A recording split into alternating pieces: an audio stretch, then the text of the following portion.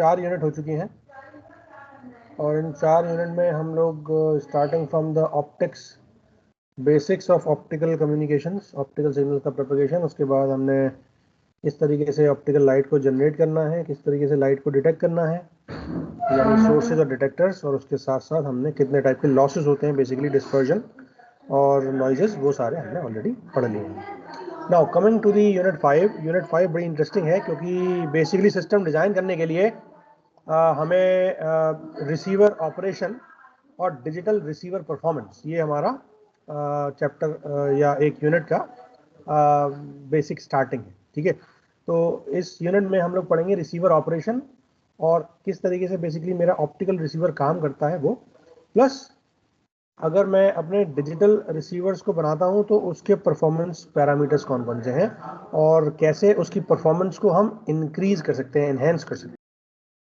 Study the unit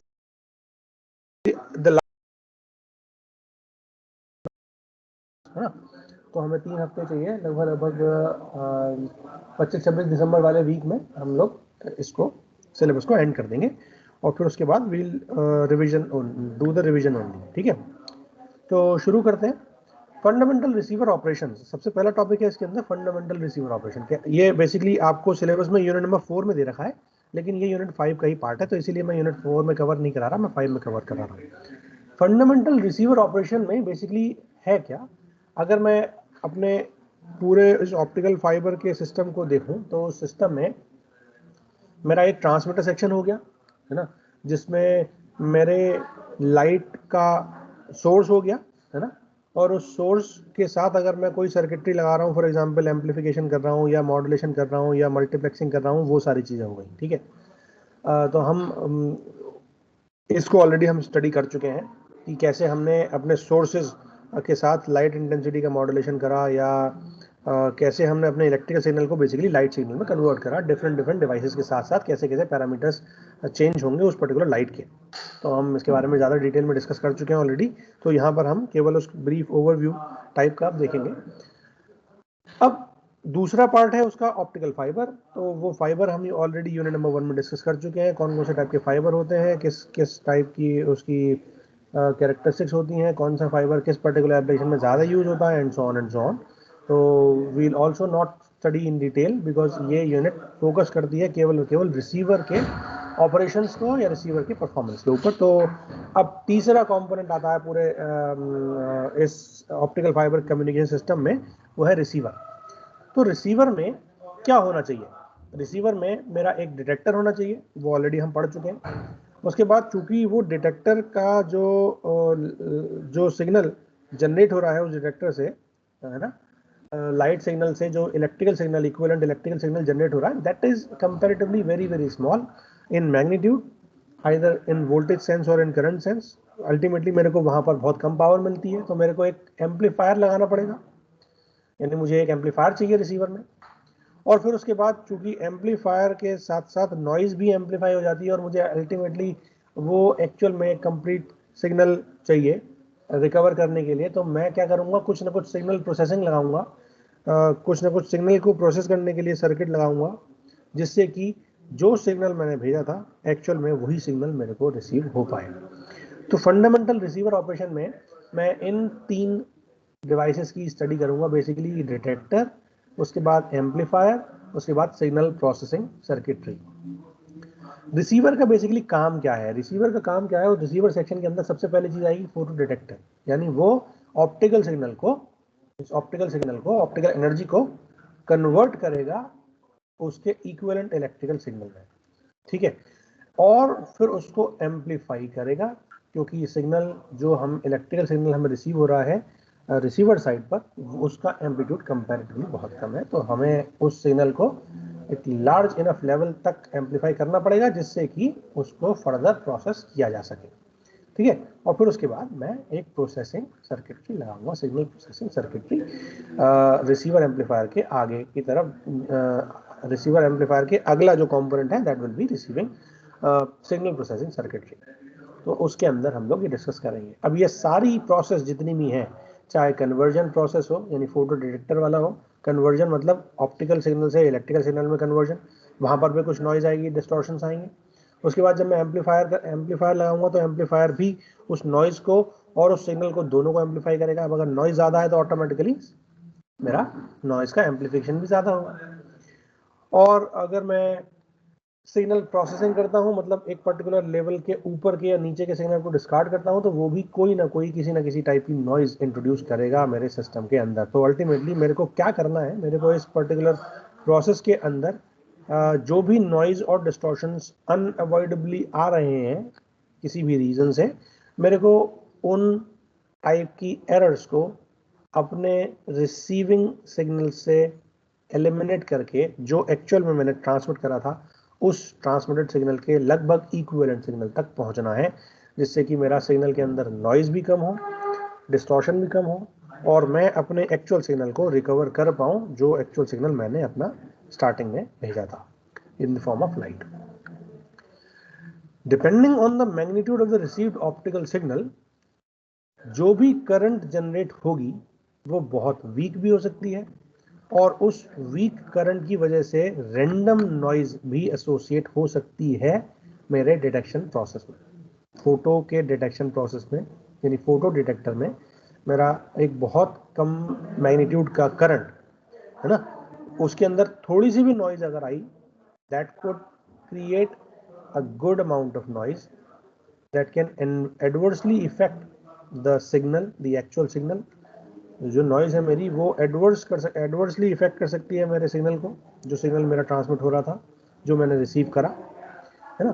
तो ultimately मेरा काम यह है कि मैं उस एम्पलीट्यूड को, उस नॉइज के एम्पलीट्यूड को जितना कम कर सकता हूँ उतना अच्छा है।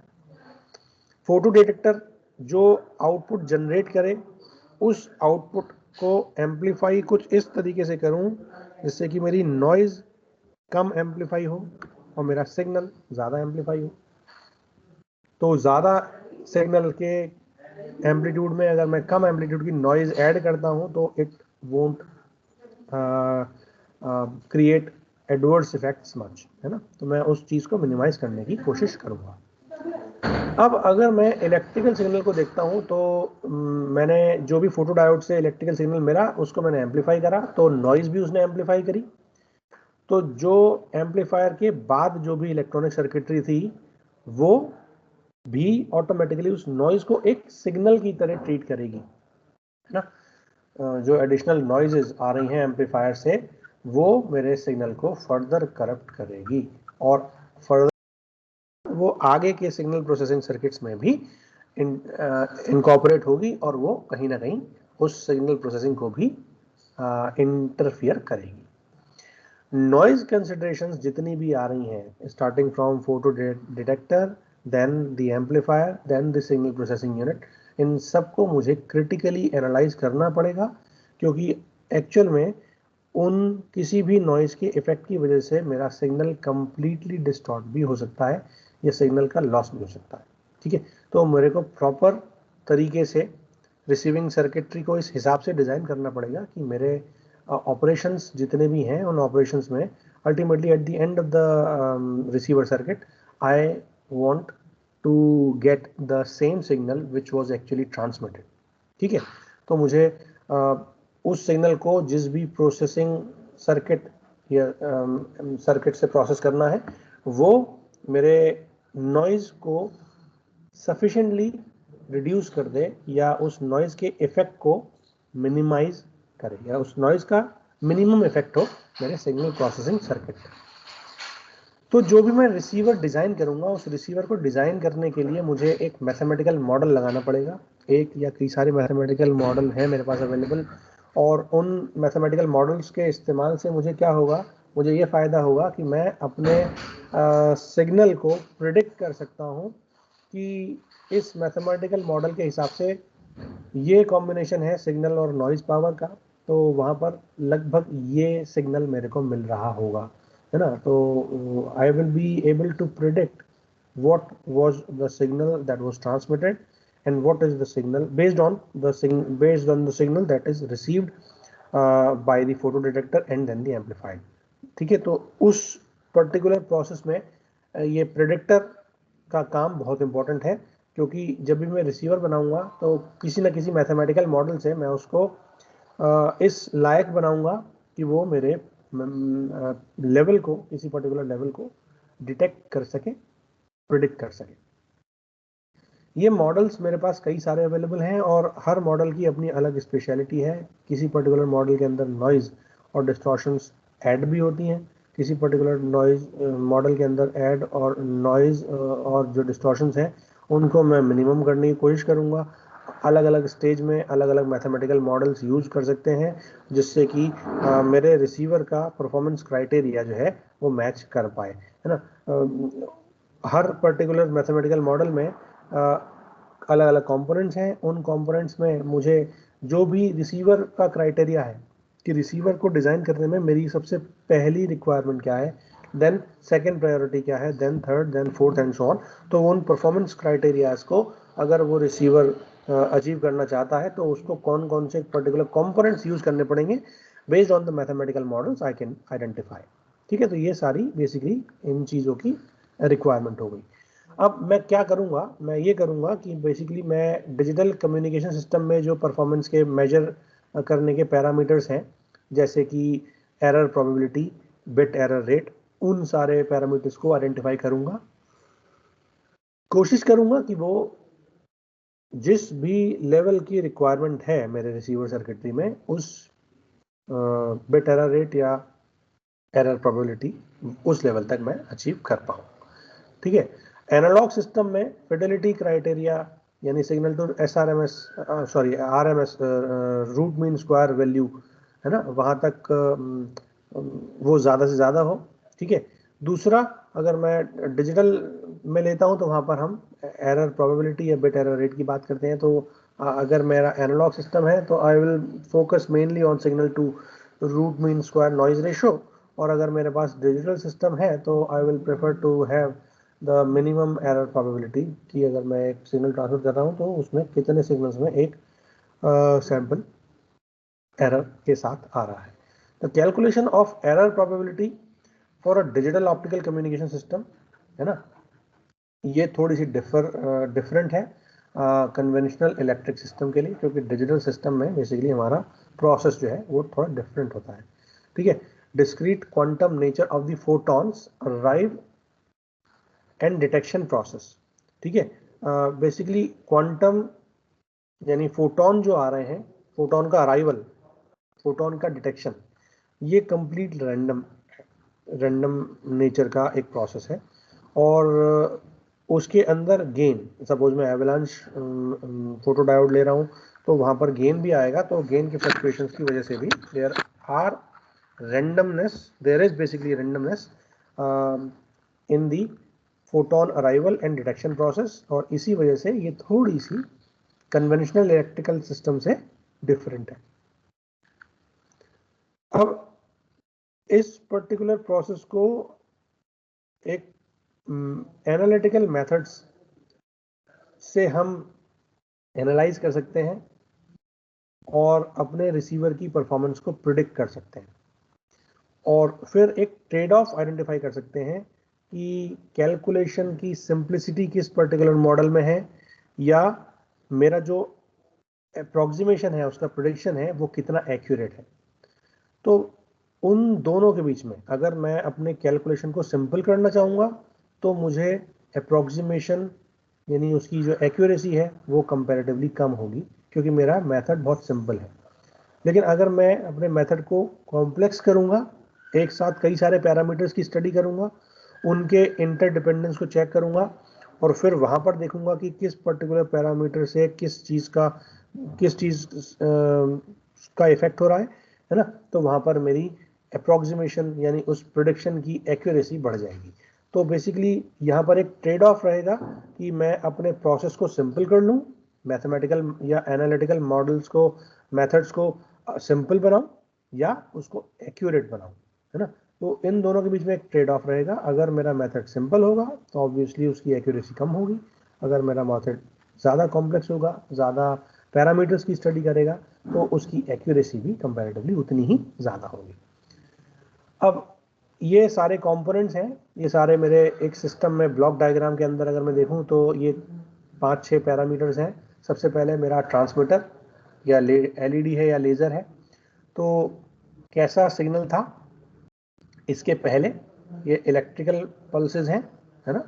और एलईडी और ट्रांसमीटर से पास करने के बाद, लेज़र ट्रांसमीटर से पास करने के बाद वही सेम इलेक्ट्रिकल सिग्नल अब एक ऑप्टिकल सिग्नल या ऑप्टिकल पल्स की फॉर्म में इस एलईडी के बाद कुछ इस तरीके का आया। तो कन्वर्जन में मान के चल रहा हूँ कि if there is no error then this electrical pulse having the current और voltage amplitude levels in the form of ones and zeros, this will be considered या converted by means of an LED or a laser in the optical signals having some intensity for representing 1 and 0, a different intensity level representing 0. A bit duration is considered to be TB, है ना। एक bit की duration जो है वो TB है, depending on कि मैं कौन सा मॉड्यूलेशन यूज कर रहा हूँ, कौन से कोडिंग टेक्निक्स यूज कर रहा हूँ। This bit duration can be modified, can be altered or changed. जब इस सिग्नल को मैं ऑप्टिकल फाइबर से पास कराऊंगा तो वो क्या करेगा, वो कुछ ना कुछ एटेन्यूएशन प्रोवाइड करेगा इन पल्सेस को, लाइट पल्सेस को, और डिस्टॉर्शन भी होगा और मेरा डिस्पर्जन भी होगा। तो उसकी वजह से अल्टीमेटली मेरे वेव की ब्रॉडनिंग हो जाएगी, वेव का एम्पलीट्यूड डिक्रीज हो जाएगा, and there may be a possibility कि अगर वहाँ पर मोड कपलिंग हो रही है, वो मोड किसी पर्टिकुलर फाइबर पर्टिकुलर किसी मोड को सपोर्ट नहीं कर रहा, then there will be some coupling losses also. So वो सारी चीज़ की वजह से मैं अपने इस स्क्वायर पल्स के सिग्नल को कुछ इस कंटिन्यूस पल्स में कन्वर्ट, ये ऑप्टिकल फाइबर कन्वर्ट कर देगा। अब एक्चुअल में जब फोटो डायोड पर ये लाइट आएगी, क्योंकि ऑप्टिकल फाइबर से पास होने के बाद ये कुछ इस लाइट को एज एन इनपुट कंसिडर करेगा, है ना। तो वो क्या करेगा, क्योंकि इसको ये सिग्नल मिल रहा है पिन फोटो डायोड को या अवलांच फोटो डायोड को या फोटो डिटेक्टर को, बेसिकली ये वाले सिग्नल मिलेंगे, है ना। तो ये सिग्नल यहाँ पर आया और यहाँ पर आने के बाद उसने लगभग, अगर मैं मानूं कि इसकी एफिशिएंसी 100% है, तो उसने यही सिग्नल रिकवर करके मुझे दे दिया। Now this particular signal is in the form of electrical current pulses, है ना। वोल्टेज और करंट कुछ भी हो सकता है, और इसके साथ साथ कुछ नॉइज भी एसोसिएट रहेगी। वो noise because of the attenuation and distortion of an optical pulse flowing in the optical fibre, उसकी वजह से भी हो सकती है। डिस्पर्जन या मोड कपलिंग या और बहुत सारे नॉइज पैरामीटर्स हैं, उनकी वजह से हो सकती है। Plus the noise associated with this pin photodiode और एवलांच फोटोडायोड सर्किट या फोटो डिटेक्टर के थ्रू भी ये नॉइज एसोसिएट हो सकती है। नाउ नेक्स्ट थिंग इज कि मेरे को अब चूंकि इसका एम्पलीट्यूड लेवल बहुत कम है, ये जो एम्पलीट्यूड लेवल है that is very very small as compare to the amplitude level which was suppose to travel. तो मैं क्या करूंगा, यहाँ पर मैं एक एम्पलीफायर लगाऊंगा और उस एम्पलीफायर के साथ साथ एक फिल्टर सर्किटरी भी एसोसिएट करूंगा। वो क्या काम करेगा, वो एम्पलीफायर एक नॉइज और जो सिग्नल था उस एक्चुअल सिग्नल, मैसेज सिग्नल, उसको एम्पलीफाई करेगा, और वो फिल्टर कुछ ना कुछ नॉइज को एम्पलीफाई करने के बाद उसको फिल्टर आउट करने का काम करेगा, है ना। एम्पलीफाई तो हो गया एम्पलीफायर के बाद, वो नॉइज भी, तो एक थ्रेशोल्ड लेवल या कुछ भी पर्टिकुलर डिसीजन फिल्टर है, उसके थ्रू मैं इस नॉइज को रिजेक्ट कर दूंगा, ताकि मैं इस स्टार्टिंग वाले पॉइंट पर ही अपने सिग्नल के साथ जो नॉइज एसोसिएट हो रही है उसको फिल्टर आउट कर पाऊँ। कुछ portion of the noise is filtered out in this particular section.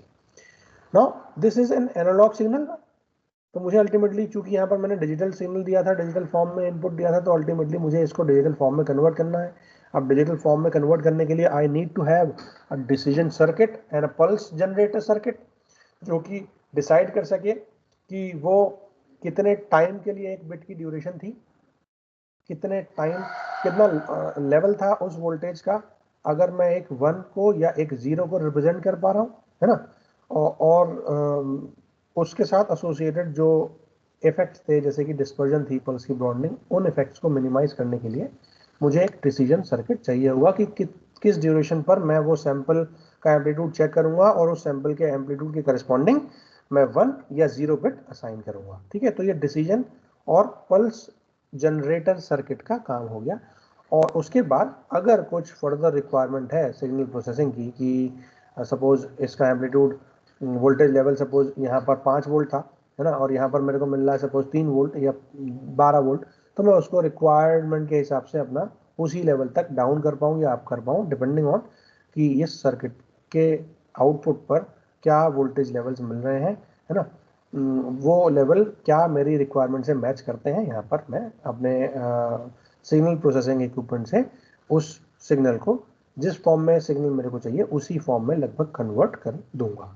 ठीक है, तो ये फिगर मेरे को कई सारे डिवाइसेस और उन डिवाइसेस के इनपुट और आउटपुट साइड पर किस टाइप के सिग्नल्स हैं, किस तरीके के सिग्नल्स हैं, और उन सिग्नल्स में मैसेज सिग्नल और नॉइज के कंपोनेंट्स कौन कौन से हैं वो प्रिडिक्ट कर वो शो करता है। ठीक है, यहाँ पर अगर मैं बात करूँ तो चूंकि मैंने डिजिटल सिग्नल लिया है, तो डिजिटल सिग्नल में यूजुअली दो लेवल्स हम कंसिडर करते हैं बाइनरी लेवल का। 2 लेवल बाइनरी डेटा स्ट्रीम अगर है तो या तो 0 या तो 1, और मैंने आपको बताया कि it is having a duration of bit duration of TB, है ना, बिट ड्यूरेशन, बिट का जो टाइम स्लॉट है वो बिट ड्यूरेशन है। इलेक्ट्रिकली मेरे डिजिटल मैसेज को भेजने के लिए कई सारे तरीके हैं, बट जैसे कि for example on off keying या एम्पलीट्यूड शिफ्ट कीइंग, है ना, जिसमें हम वोल्टेज लेवल को दो वैल्यूज के बीच में स्विच करते हैं, 1 के लिए +5 वोल्ट फॉर एग्जांपल, माइनस के लिए 0 वोल्ट, या 0 लेवल के लिए -5 वोल्ट या 0 वोल्ट। तो ऐसे ऑन ऑफ कीइंग या एम्पलीट्यूड शिफ्ट कीइंग को एक सिंपलेस्ट टेक्निक माना जाता है, क्योंकि इसमें हमें केवल दो ही जगह स्विचिंग करनी है। अगर 1 है दैट मीन्स +5 वोल्ट, +5 वोल्ट है तो वो लॉजिक 1, 0 है तो लॉजिक 0, या माइनस है तो लॉजिक 0, डिपेंडिंग ऑन कि किस टाइप का टेक्निक है। इसी तरीके से आपने डिजिटल कम्युनिकेशन में ऑलरेडी पढ़ रखा होगा, लास्ट टाइम कम्युनिकेशन सिस्टम्स में ऑलरेडी पढ़ रखा होगा कि कई सारी टेक्निक्स हैं, जैसे कि frequency shift keying, phase shift keying, quadrature amplitude modulation, है ना, QPS के, BPS के। तो वो सारी चीज़ें डिटेल में हम नहीं जाएंगे, क्योंकि ऑलरेडी हमें अपने सिस्टम को समझना है कि कौन कौन से पैरामीटर्स अपने सिस्टम की स्टडी करने के लिए काम में लिए जाएंगे। ठीक है, तो एक सिंपलेस्ट टेक्निक है ASK जो कि हम यूज़ कर सकते हैं, और जो ASK के बाद का जो सिग्नल आएगा उसमें क्या आएगा कि एक एम्पलीट्यूड आएगा V वोल्ट का, जो 1 को रिप्रेजेंट करेगा, बाइनरी 1, और 0 आएगा, 0 वोल्टेज लेवल आएगा अगर वो बाइनरी 0 आ रहा होगा, है ना, उसको हमने यहाँ पर कन्वर्ट कर दिया। ऑप्टिकल ट्रांसमीटर क्या करेगा, ऑप्टिकल ट्रांसमीटर इस सिग्नल को इलेक्ट्रिकल सिग्नल में कन्वर्ट कर देगा, सॉरी, इलेक्ट्रिकल सिग्नल को ऑप्टिकल सिग्नल में कन्वर्ट कर देगा। और ऑप्टिकल सिग्नल में कन्वर्ट करने के लिए मैं सिंपल सा एक LED या लेजर सोर्स का इस्तेमाल कर सकता हूँ, या एक मॉड्यूलेटर का इस्तेमाल कर सकता हूँ, जो कि मेरी इंटेंसिटी को, वोल्टेज लेवल को उस पर्टिकुलर लाइट इंटेंसिटी के फॉर्म में, आउटपुट ऑप्टिकल पावर के फॉर्म में कन्वर्ट कर दे। ठीक है, यानी ऑप्टिकल सिग्नल अगर LED या लाइट से एमर्ज हो रहा है, तो अगर वहां पर 1 है दैट मीन्स वो ऑप्टिकल पावर की एक पल्स होगी जिसकी ड्यूरेशन होगी TB, और अगर कोई एब्सेंस, कोई लाइट नहीं है, तो TB ड्यूरेशन में अगर कोई लाइट नहीं है तो वो 0 की तरह, 0 पल्स की तरह कंसिडर करा जाएगा। डिजिटल में यही है ना कि अगर 0 है मतलब नो लाइट, 1 है दैट मीन्स लाइट, खत्म कहानी। ऑप्टिकल सिग्नल को फिर मैं कपल करूंगा लाइट सोर्स और फाइबर के कॉम्बिनेशन से, जहां पर मेरे सिग्नल में एटेन्यूएशन आएगा और डिस्टॉर्शन आएगा जब जब वो फाइबर के अंदर ट्रैवल करेगा। जब वो फाइबर पर आ जाएगा, फाइबर के एंड पर, तो यहाँ पर मैं अपना एक रिसीवर लगाऊंगा। वो रिसीवर क्या करेगा, वो कन्वर्ट करेगा ऑप्टिकल सिग्नल को इनटू द इलेक्ट्रिकल फॉर्मेट। ठीक है, और आप इस पर्टिकुलर ब्लॉक डायग्राम से ये देख सकते हो कि मैं रिसीवर साइड पर कौन कौन सी सर्किटरी लगा रहा हूं। सबसे पहला, जब फोटो डिटेक्टर से लाइट को डिटेक्ट कर लिया तो यहाँ पर मेरे को इलेक्ट्रिकल सिग्नल मिला है। इस इलेक्ट्रिकल सिग्नल को मैं सबसे पहले क्या करूँगा, एम्पलीफायर से पास करूँगा। ठीक है, यहाँ पर सपोज मेरे को सिग्नल कुछ ऐसा मिला, तो उस एम्पलीफायर ने क्या करा, उस सिग्नल को कंपैरेटिवली लार्ज लेवल तक एम्पलीफाई कर दिया। Even there are noises as well associated with this particular signal, but we mainly focus कि किस तरीके से वो front amplifier, front end amplifier, या बाकी सारे कंपोनेंट्स काम कर रहे हैं बेसिकली, उस पर हम देखेंगे। अब फिल्टर के सॉरी एम्पलीफायर के बाद हमारा मेन काम है कि हमने उसके को एक फिल्टर से पास कराया। फिल्टर से पास कराने में होगा क्या, मैं ये आइडेंटिफाई करूंगा कि जो भी नॉइज के कंपोनेंट है, अनवांटेड नॉइज के कंपोनेंट है, that can easily be eliminated, वो हमने यहाँ से फिल्टर आउट कर दिए। Using an equaliser or using an filter I can easily perform that. ठीक है, one by one we'll discuss the circuit. ठीक है, उसके बाद हमने लगाया सैम्पलिंग सर्किट, क्योंकि बेसिकली ये डिसीजन सर्किट जो है, ये एक किस इंस्टेंट पर मेरे को डिसीजन लेना है, that will be decided by the sampling circuit. और उस सैम्पलिंग सर्किट के सैम्पलिंग इंस्टेंट पर उस सिग्नल का एम्पलीट्यूड कितना है, क्या वो थ्रेशोल्ड से ज़्यादा है या कम है, वो मुझे बताएगा कि मुझे यहाँ पर बिट 1 देनी है या बिट 0 देनी है। और वो बिट 1 और 0 किस ड्यूरेशन तक रहेगी, that will be defined by the clock recovery. तो वो क्लॉक रिकवरी जो भी सिग्नल है, उस क्लॉक रिकवरी से मैं आइडेंटिफाई करूंगा कि बेसिकली मैं अपने सैम्पलिंग सर्किट के जिस इंस्टेंट पर एक बिट 1 या 0 चेक कर रहा हूं, वो कितने ड्यूरेशन तक वैलिड रहेगी। कि वो सपोज सैम्पलिंग इंस्टेंट ये आया है ना, तो वो कितने, अगर यहाँ पर एम्पलीट्यूड सपोज 1 है, तो वो 1 कितनी देर तक रहेगा, that bit duration is defined by the clock recovery. ठीक है, तो यहाँ से इस फ्रंट एंड एम्पलीफायर से जो सिग्नल आ रहा है, उस सिग्नल से ही मैं क्लॉक को रिकवर करूंगा। मतलब अपने सिग्नल, जो भी सिग्नल आ रहा है, उससे ये पता करूंगा कि बेसिकली उसमें कितनी क्लॉक ड्यूरेशन है, क्लॉक की फ्रीक्वेंसी बेसिकली कितनी है। एंड डिसीजन सर्किट यही सारा डिसाइड करेगा कि किस सैम्पलिंग इंस्टेंट पर किस क्लॉक रिकवरी के हिसाब से मेरे को 1 और 0 डिसाइड करना है। तो वो डिसाइड डिसीजन सर्किट करेगा, और जो उसका आउटपुट आएगा that will be V out. तो ये बेसिकली मेरा एक सर्किट है।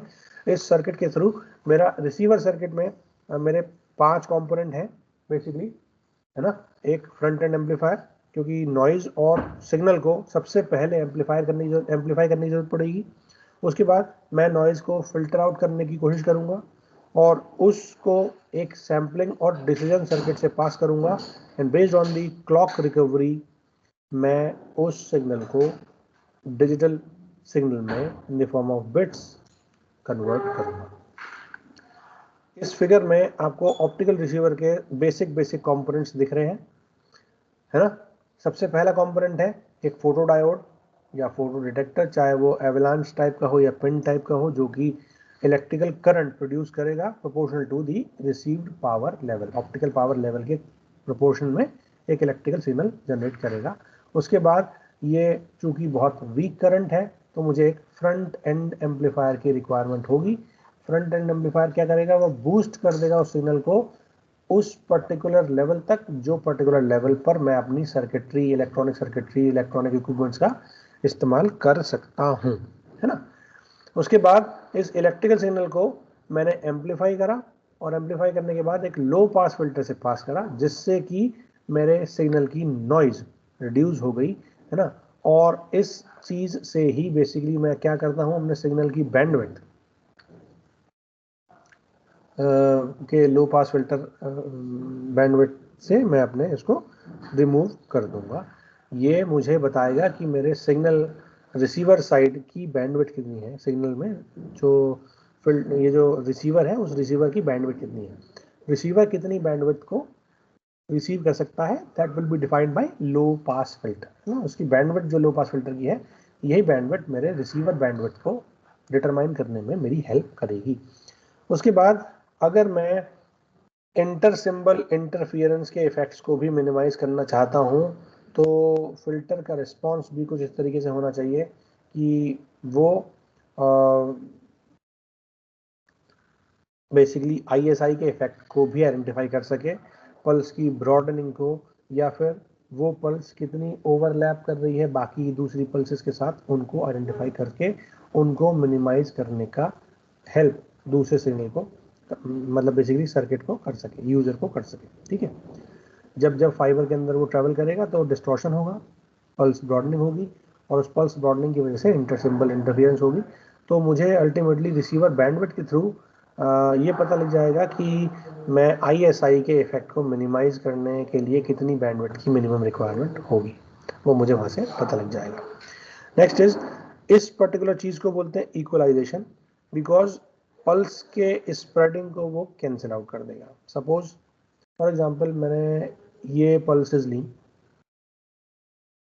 तो इक्वलाइजर का काम क्या है? इक्वलाइजर का काम ये है कि बेसिकली ये जो ओवरलैपिंग हो रही है ना इस रीजन में, इस ओवरलैपिंग को वो कैंसिल आउट कर दे। मतलब रिसीवर सर्किट ने जो बैंडविड्थ आइडेंटिफाई करी थी, उस बैंडविड्थ के हिसाब से ये बैंडविड्थ हो, ताकि मेरे को इंटर सिंबल इंटरफियरेंस ना मिले। इसका ये जो दूसरे वाला पल्स है, इस दूसरी वाली पल्स की जो नेगेटिव एज जो ये स्प्रेडिंग हो रही है वो इधर तक हो रही है, तो यहाँ पर जब मिनिमम वैल्यू तक पहुँच जाए एक, उससे अगले वाले, इससे पहले वाले की जो पल्स की ब्रॉडनिंग है वहाँ तक, है ना। तो ये एक बैंडविड्थ इस पर्टिकुलर पैरामीटर से विल आइडेंटिफाई कि वो बैंडविड्थ कितनी होगी जहाँ पर मेरे को इस ISI का इफेक्ट सबसे कम होगा। इस पर्टिकुलर चीज को बोलते हैं इक्वलाइजेशन, ठीक है, जिससे कि पल्स स्प्रेडिंग के इफेक्ट को मिनिमाइज करने में या कैंसिल करने में मेरी सर्किटरी को हेल्प मिलती है। उसके बाद हम ऑप्टिकल रिसीवर के मॉड्यूल में आते हैं, जहां पर हमारे पास तीन चीजें हैं। एक सैम्पलिंग सर्किट, सैम्पलिंग सर्किट को एक क्लॉक की रिक्वायरमेंट है, तो मुझे एक क्लॉक रिकवरी सर्किट चाहिए होगा। और सैम्पलिंग सर्किट के बाद वो सैंपल का आउटपुट किस में जाएगा? डिसीजन सर्किट में जाएगा, जो कि डिसाइड करेगा कि किस वोल्टेज लेवल को कितनी ड्यूरेशन तक मुझे देना है। वो थ्रेशोल्ड वोल्टेज के से हम वो वोल्टेज लेवल आइडेंटिफाई कर सकते हैं। थ्रेशोल्ड लेवल से ऊपर है दैट मीन्स पॉजिटिव या लॉजिक 1, तो उस लॉजिक 1 के करस्पॉन्डिंग कितनी वोल्टेज असाइन करनी है। और अगर थ्रेशोल्ड वोल्टेज से नीचे है तो it will be assume to be a logic 0, that means मुझे 0 वोल्टेज के 0 लेवल के करस्पॉन्डिंग कितनी वोल्टेज असाइन करनी है, that will be decided by the decision circuit. उसके बाद रिसीव्ड, अब ये बता दिया मैंने कि अगर थ्रेशोल्ड लेवल से ज़्यादा है तो वो 1 हम सोचेंगे कि 1 आया होगा, और अगर वो कम है, थ्रेशोल्ड लेवल से कम है, voltage level is below the threshold level, then 0 is assumed to have been received, ठीक है। इस बिट इंटरप्रिटेशन को हमें अगर अचीव करना है तो मुझे पता होना चाहिए कि बिट की बाउंड्रीज कितनी है, मतलब बिट की ड्यूरेशन कितनी है। तो बिट की ड्यूरेशन को आइडेंटिफाई करने के लिए क्लॉक रिकवरी सिग्नल की रिक्वायरमेंट होगी। वो क्लॉक रिकवरी जो है वो एक पीरियोडिक वेव फॉर्म जनरेट करेगी, क्लॉक जनरेट करेगी इक्वल बिट इंटरवल ड्यूरेशन के लिए, ठीक है। उसके बाद इसको हम बोलेंगे क्लॉक रिकवरी या टाइमिंग रिकवरी सर्किट। और in some cases optical pre amplifier भी हम यूज़ करेंगे, जिससे कि फोटो डायोड के बाद जो ऑप्टिकल सिग्नल्स हैं, फोटो डिटेक्शन प्रोसेस को इन्हेंस करने के लिए हमने उस ऑप्टिकल सिग्नल को भी बूस्ट कर दें, ऐसा भी हम यूज़ कर सकते हैं। तो अभी मैंने फोटो डिटेक्टर से पहले कोई भी एम्पलीफायर नहीं लगाया, ऑप्टिकल एम्पलीफायर नहीं लगाया है, but if the photons level या photons energy is your optical power is very less, then we can use an optical preamplifier also, ठीक है। उसके बाद ये बेसिकली ज़्यादा से ज़्यादा फोटॉन्स से corresponding electron hole pair generate करके मेरे प्रोपोर्शनैलिटी कांस्टेंट को इक्वलाइज कर सके, उस पर्पस के लिए हम इसे यूज़ कर सकते हैं, ठीक है। और नेक्स्ट कैटेगरी है इसी चैप्टर में, वो है हमारा एरर सोर्सेज। हालांकि हम एरर सोर्सेज के बारे में ऑलरेडी पढ़ चुके हैं कि हमारे पास कितने टाइप के एरर सोर्सेज हैं, है ना। बट इस फिगर के थ्रू मैं आपको बताना चाहूँगा कि बेसिकली कितने टाइप के एरर्स हो सकती हैं, और वो एरर्स किन किन पार्ट में, किन किन कंपोनेंट्स में मेनली इफेक्ट करती हैं। तो सबसे पहले तो फोटॉन्स की जो स्ट्रीम आ रही है, फोटॉन्स जो आ रहे हैं, उस फोटॉन में जो भी चीज़ होगी, जो भी नॉइज़ होगी, उसको क्या बोलते हैं हम? उसको बोलते हैं क्वांटम नॉइज़। और यूजुअली इसको हम पॉइजन फ्लक्चुएशन से रिप्रेजेंट कर सकते हैं, ठीक है। गॉसियन प्रोसेस, पॉइजन प्रोसेस, ऐसे आपने कई सारी प्रोसेस पढ़ी होंगी रैंडम प्रोसेसेस के बारे में, तो वो उस पॉइजन डिस्ट्रीब्यूशन से we can represent the quantum noise. उसके बाद जो फोटो डिटेक्टर है, अगर फोटो डिटेक्टर का गेन है कुछ, है ना, APD है या सिंपल पेन है, तो उसके अंदर मेरे पास कई सारे टाइप की नॉइजेस होती हैं, जैसे कि dark current, bulk dark current या सरफेस लीकेज करंट, है ना, ऑलरेडी हम ये पढ़ चुके हैं डिटेल में प्रीवियस यूनिट में। और उसके बाद अगर एवलांच फोटो डायोड है तो उसका स्टैटिस्टिकल गेन का फ्लक्चुएशन, क्योंकि देयर में भी चांसेस कि कभी किसी पर्टिकुलर इंस्टेंट पर गेन इतना है, कभी किसी पर्टिकुलर इंस्टेंट पर गेन इतना है। क्यों? क्योंकि अगर लाइट की इंटेंसिटी कम हो रही है तो ऑटोमेटिकली मेरे फोटॉन्स कम होंगे, जब फोटॉन्स कम होंगे तो उसका गेन भी कम होगा। और अगर मेरी इंटेंसिटी ज़्यादा है किसी पर्टिकुलर सिग्नल के करस्पॉन्डिंग तो मेरे फोटॉन ज़्यादा होंगे तो ऑटोमेटिकली उसका गेन भी ज़्यादा होगा। तो वो स्टैटिस्टिकली फ्लक्चुएट करेगा गेन, और वो गेन फ्लक्चुएट करेगा, उसकी वजह से एक गेन के फ्लक्चुएशन को भी हम एरर का सोर्स कंसिडर कर सकते हैं। अब जब मैं उसको एक लोड से पास करूंगा तो वहां पर मेरे को एक बायस रजिस्टर लगाना पड़ेगा सोर्स एम्पलीफायर से पहले, और वो मेरा जो भी रजिस्टर है कंडक्टर से मिलकर के बना है, वहां पर थर्मल नॉइज एसोसिएट होगी। तो थर्मल नॉइज की स्टडी भी मेरे को यहाँ पर करनी पड़ेगी। और चूंकि उसके बाद मैं एम्पलीफायर लगाऊंगा सिग्नल को एम्पलीफाई करने के लिए, तो मुझे इस एम्पलीफायर नॉइज से भी रूबरू होना पड़ेगा।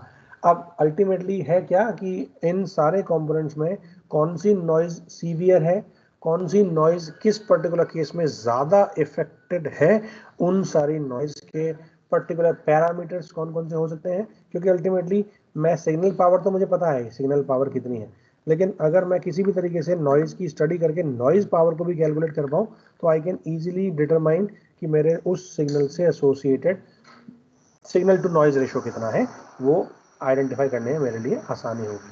तो noise term that is customarily used to describe the unwanted components of an electrical signal that tend to disturb the transmission and the processing of a signal in a physical system and over which we have the incomplete control. We cannot control the errors. ठीक है, तो ये सारी चीजें basically noise है। ठीक है, analysis of noises and resulting error probabilities associated with this primary photo current generation, है ना। ये टिपिकल प्रोसेस है, कॉम्प्लिकेटेड प्रोसेस है और ये कंप्लीट रैंडम है ना। तो उस रैंडम प्रोसेस को स्टडी करने के लिए हम लोग गॉसियन डिस्ट्रीब्यूशन या पॉइजन डिस्ट्रीब्यूशंस या और चीज़ें जो हैं उनकी स्टडी करते हैं। ठीक है, primary photo current generated by the photo detector is a time varying Poisson process, है ना। ये जो मल्टीप्लिकेशन है, ये मल्टीप्लिकेशन या फोटो करंट का जनरेशन है। This is basically represented by the Gaussian nature, Gaussian function या गॉसियन रिप्रेजेंटेशन। ठीक है, डिस्ट्रीब्यूशन। और अगर फोटो डायोड से अगर फोटो करंट जनरेट हो रही है तो उसको हम क्या बोलते हैं, उसको बोलते हैं कि ये पॉइजन प्रोसेस है। अगर फोटॉन्स के अराइवल को वो डिटेक्टर साइड पर रैंडम अराइवल को वो रिजल्ट कर रही है तो उसको हम पॉइजन प्रोसेस से रिप्रेजेंट करते हैं। ठीक है, अगर डिटेक्टर जो है उसको एक ऑप्टिकल पावर सिग्नल पीटी से इल्यूमिनेट किया जाए तो कितने number of electron hole pair generate होंगे टॉ टाइम में, एक पल्स ड्यूरेशन में, या कोई भी रैंडम टाइम मान लो आप, इस रेंज से इस रेंज तक।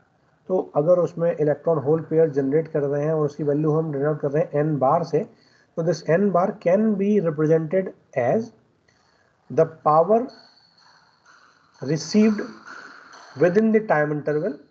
तो टाइम इंटरवल को माइनस टॉ बाई टू से टॉ बाई टू भी ले सकता हूँ, या जीरो से टॉ भी ले सकता हूँ, या टॉ से टू टॉ भी ले सकता हूँ, या माइनस टाउ से जीरो भी ले सकता हूँ। But it is always better to have the time start from the zero instant and up to the limit that is tau. कितना इंटरवल आपको लेना है वहां तक आप इंटीग्रेट कर दोगे, that will B effectively used to identify या determine the electron hole pairs generated within the time interval tau। ठीक है, अब चूंकि इसके साथ मुझे फोटो डिटेक्टर की एफिशिएंसी भी चेक करनी पड़ेगी और वो एफिशिएंसी 100% तो होती नहीं है ना, इट इज अराउंड 35 to 95%। तो उसके हिसाब से मुझे इस एफिशिएंसी पैरामीटर को भी number of electron hole pair generated के एक्सप्रेशन में मेंशन करना पड़ेगा। और चूंकि एक फोटोन की एनर्जी होती है एच न्यू, तो मुझे उस एनर्जी से इसको डिवाइड करना पड़ेगा। ठीक है, नाउ दिस पीटी ये पावर है। अगर मैं पावर को एक टाइम के साथ में इंटीग्रेट करता हूं then this can be represented as an energy, power per unit time. Sorry energy per unit time is power, तो power multiply with time is energy. ठीक है, तो मैंने यहाँ पर इसको इसमें कन्वर्ट कर लिया। ठीक है, और उसके बाद मैं अगर यहाँ पर लिखना चाहूँ न्यू को C upon lambda, then C upon lambda के फॉर्म में भी लिख सकता हूँ। This is not E sorry epsilon, this is eta. ठीक है, it is efficiency, eta lambda times H C, lambda times E divide by H C. तो ये जो ई है मेरे, ये ई है उस पर्टिकुलर फोटोन की एनर्जी, एच न्यू फोटोन की एनर्जी है, और ई जो है मेरी वो energy received in time interval tau है। उस टाइम इंटरवल में टोटल कितनी एनर्जी रिसीव हुई वो, और ईटा मेरी जो है वो डिटेक्टर की क्वांटम एफिशिएंसी है। ये सारे पैरामीटर्स ऑलरेडी आपने पढ़ रखे हैं, तो देयर इज नथिंग न्यू, है ना। उसके बाद actual number of electron whole pairs, कितने एक्चुअल में इलेक्ट्रॉन होल पेयर जनरेट हो रहे हैं, वो हम पॉइजन डिस्ट्रीब्यूशन से निकालते हैं, और उसको रिप्रेजेंट करने का ये एक एक्सप्रेशन है। यहाँ पर मैंने लिया है कि जो electron hole pair within tau time interval generate हो रहे हैं उसकी पावर n, ठीक है, multiply with the Poisson distribution says that it is exponentially related with a negative sign. ठीक है, तो e to the power minus n बार divide by factorial n, this is the Poisson distribution function. ठीक है, अब यहाँ पर ये जो पी आर एन है, ये प्रोबेबिलिटी है कि n electrons are excited within the time interval tau. उस टाइम इंटरवल टाउ में कितने इलेक्ट्रॉन्स एक्साइट कर पा रहा है वो फोटोन, वो है मेरा P R N. N electrons excite हो रहे हैं उस पर्टिकुलर टाइम इंटरवल टाउ में। The fact that it is not possible to predict exactly how many electron hole pairs are generated is कि कितनी ऑप्टिकल पावर इंसिडेंट हुई detector के ऊपर, ये बेसिकली शॉर्ट नॉइज या क्वांटम नॉइज रिप्रेजेंट करेगा। ठीक है, क्योंकि एग्जैक्टली मुझे नहीं पता कि कितने number of electron hole pair generate कर रहे हैं by unknown optical power incident on the optical on the detector, ये मुझे shot noise, this is not short noise, this is shot noise, typing error, this is by. ठीक है, this is short and this is by. ठीक, तो shot noise या quantum noise हम इसको कहते हैं। रैंडम नेचर एवलांच मल्टीप्लिकेशन का ये मेरे शॉर्ट नॉइज को दूसरे टाइप की नॉइज में कन्वर्ट करने का एक प्रोसेस देगा। यहाँ पर जो एवलांच गेन है, अगर मैं उसको m कंसिडर कर रहा हूँ, कैपिटल M, और आयनाइजेशन रेट रेशियो जो है वो है k, तो नॉइज फैक्टर fm जो है मेरा इलेक्ट्रॉन इंजेक्शन का, that is given by k times m, rate ratio, ionization rate ratio multiply with the avalanche gain, plus 2 minus 1 by m times 1 minus k। तो ये जो नॉइज फैक्टर है fm, उसको हम कैलकुलेट कर सकते हैं using this expression. This equation is often approximated by the empirical expression like this. Fm can also be approximated as m to the power x। यहाँ पर जो x है, इस x की वैल्यू 0 से लेकर के 1 डिपेंड करती है, डिपेंडिंग ऑन कि फोटो डायोड जो यूज कर रहा हूं मैं वो किस मटेरियल का है। This study basically tell me the total,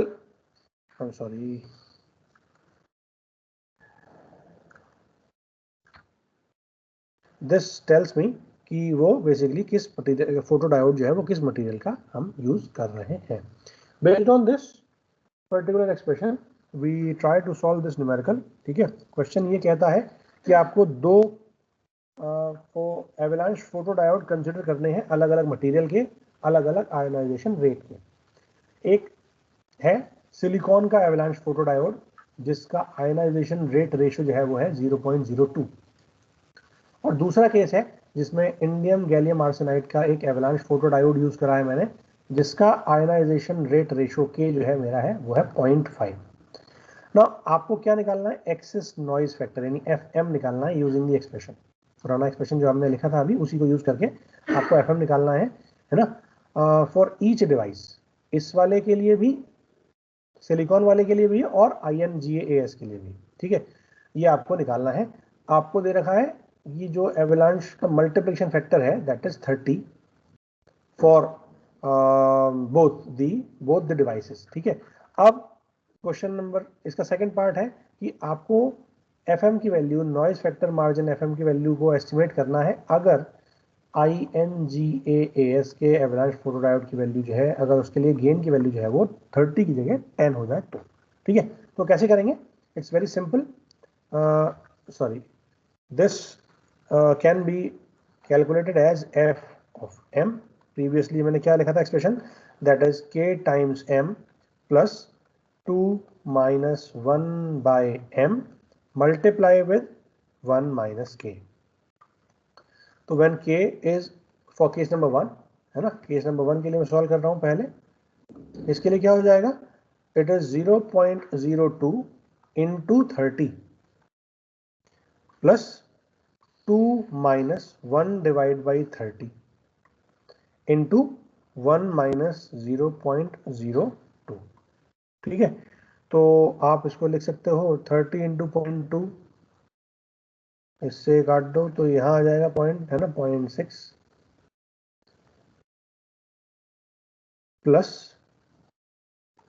2 minus 0.033, ठीक है, into 0.098. So you can solve that and you can calculate the value. It will be approximately around 2, है ना, because 2 minus 0.033 एक बार कर लेते हैं, कोई दिक्कत नहीं है. It will take hardly 1 or 2 minutes. ठीक है, क्या था, मल्टीप्लाई करनी है हमें, सॉरी पहले सब्ट्रैक्ट करना है. 2 minus 0.033 मल्टीप्लाई विद 0.98, है ना, 0.98. ये 0.098 नहीं है, इट विल बी 0.98, 0.98. ठीक है, equal to 1.92766 plus 0.6. So it is approximately 2.52, 2.527. That means 2.5276, approximately 2.53. ये मेरा 2.53 क्या आ गया? नॉइज फैक्टर आ गया. ठीक है, नॉइज फैक्टर FM आ गया. और अगर मैं इसको रिप्रेजेंट करना चाहूँ dB में, then also I can represent it in dB. Now second case अगर मैं देखूँ, तो अगर मैं इस वाले केस के लिए लेता हूँ और उस केस में k की वैल्यू कितनी है? 0.5. देन दिस, इस वैल्यू, इसी एक्सप्रेशन के अंदर हम k की वैल्यू क्या रखेंगे? 0.5 into 30 plus 2 minus 1 by 30 into 1 minus 0.5. ठीक है, तो दिस विल बी 30 into 5, 0.5, 15. ठीक है, 1.5, 1.5, 15 आना चाहिए, 15 आएगा ना. ठीक है, 0 से कैंसिल है, 15 आ जाएगा. That will 15 plus 2 minus 0.033 into 0.5. ठीक है, again you can easily solve that. ठीक, वैल्यू कितनी आएगी? 2 minus 0.033 equals to this into 0.5 equals to this plus 15. So that will be 15.98, approximately 16 you can write it. ठीक है, so it is approximately 15.98, that means approximately 16. So this will be the noise factor margin for both of the cases. Now you can clearly see कि अगर मैं k की value को कम लेता हूँ, ठीक है, k की वैल्यू को कम लेता हूँ, इस केस में k की वैल्यू कम है, तो नॉइज फैक्टर मार्जिन जो है मेरा कितना आ रहा है? 2.53 आ रहा है. ठीक है, और अगर मैं इस केस की वैल्यू में लेता हूँ m equal to, sorry, k की वैल्यू 0.5 लेता हूँ INGAS वाले के लिए, then you can see that the noise factor margin is 16. Which is larger? The 16 is almost 5 times or 5.6 times, almost 6 times larger than this particular noise margin in case number 1. ठीक है, अब आपको what is the estimate of FM for INGAS if m equals to 10. अब आपको इस case number 2 में जो INGAS दिया था उसके लिए FM की वैल्यू कैलकुलेट करनी है अगर m की वैल्यू 10 है, तो you can easily calculate that. ठीक है, हम क्या करेंगे? k की वैल्यू कितनी है? 0.5 ही रहेगी, इनटू 30 की जगह क्या हो जाएगा? 10 हो जाएगा. Then this 2 minus 1 by 10 and 1 minus 0.5. So that will be 5 plus 2 minus 0.1 यानी 1.9 into 0.5. ठीक है, and you can easily calculate ये जो वैल्यू है that is around कितना आएगा 5 plus 0.98 5.98 मतलब 6 approximately 6. Now you can see कि ये नॉइज फैक्टर मार्जिन किस चीज़ पे डिपेंड कर रहा है, that depends mainly or broadly on two factors. The first one is m. जितना m ज़्यादा होगा ऑटोमेटिकली उतनी ही वैल्यू कम होगी, और जितना ही k जितना m ज़्यादा होगा उतनी ही fm की वैल्यू ज़्यादा होगी, और जितना ये k कम होगा ज़्यादा होगा सॉरी उतनी ही इस fm की वैल्यू ज़्यादा होगी. ठीक है, because this factor won't have much effect, इस फैक्टर को का ज़्यादा इफेक्ट नहीं है. तो आप देख सकते हो कि या तो m मेरा ज़्यादा हो, इस वाले में कम है, तो ऑटोमेटिकली मेरा नॉइज फैक्टर मार्जिन कितना आ रहा है 6 आ रहा है एज कम्पेयर टू 16, है ना. अगर मैं 30 ले रहा हूँ तो आप देख सकते हो कि कैसे हम इन सारी चीज़ों को कैलकुलेट कर सकते हैं. बहुत छोटी चीज़ है ये, और ख़त्म कर देते हैं. Then afterward we'll start the front end amplifier from the next lecture. 2 minute का टाइम लगेगा. और अगर मैं एरर सोर्स को देखूं तो ISI को रिमूव करने के लिए वी हैव टू स्टडी की पल्स ब्रॉडनिंग किस तरीके से हो रही है, पल्स की स्प्रेडिंग किस तरीके से हो रही है, और उस रिसीव्ड सिग्नल लेवल को as a function of time मैंने इस ग्राफ इस फिगर में शो करने की कोशिश करी है. नाउ इधर टाइम है, इधर मेरा रिसीव्ड सिग्नल लेवल है, एम्पलीट्यूड लेवल. ठीक है, तो जितनी टीवी ड्यूरेशन है उस टीवी ड्यूरेशन के हिसाब से उस टीवी ड्यूरेशन में मेरी इस ऑप्टिकल लाइट पल्स में कितनी एनर्जी है, that is by determined by this line. ठीक है, this curve line.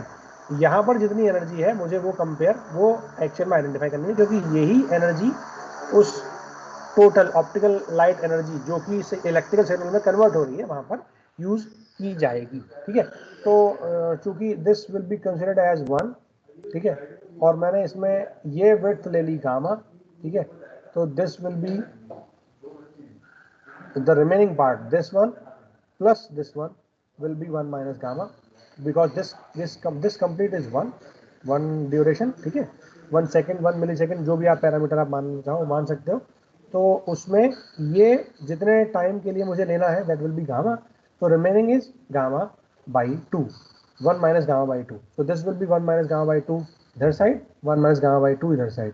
But that is not necessarily कि वो एग्जैक्टली सेम ही डिस्पर्स हो दोनों साइड में.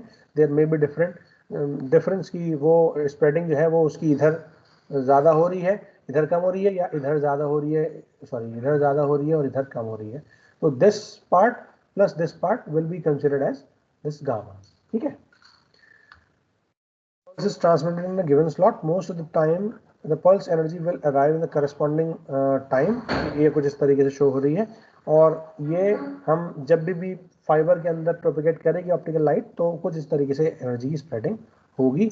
और यहाँ पर ये जो पैरामीटर है गामा, ये मुझे बताता है कि कितनी फ्रैक्शन ऑफ एनर्जी जो है वो टाइम स्लॉट TB, जो टाइम स्लॉट मैं अपने बिट ड्यूरेशन को आइडेंटिफाई करने के लिए इस्तेमाल करूंगा, वहाँ पर कितनी एनर्जी है. तो remaining 1 minus gamma is the fraction of energy that has left, that is not used in the study of the total energy available in the optical pulse. ठीक है, और वो बेसिकली स्प्रेडिंग में यूज हो रही है या स्प्रेडिंग में कैलकुलेट हो रही है, स्प्रेडिंग में इंट्रोड्यूस हो रही है बेसिकली कि बाकी दूसरी पल्सेस में जो स्प्रेड हो रही है that is 1 minus gamma. The total 1 minus gamma energy for a pulse is distributed along other sides, other pulses. ठीक है बच्चों, यहाँ पर हम सेशन करते हैं एंड.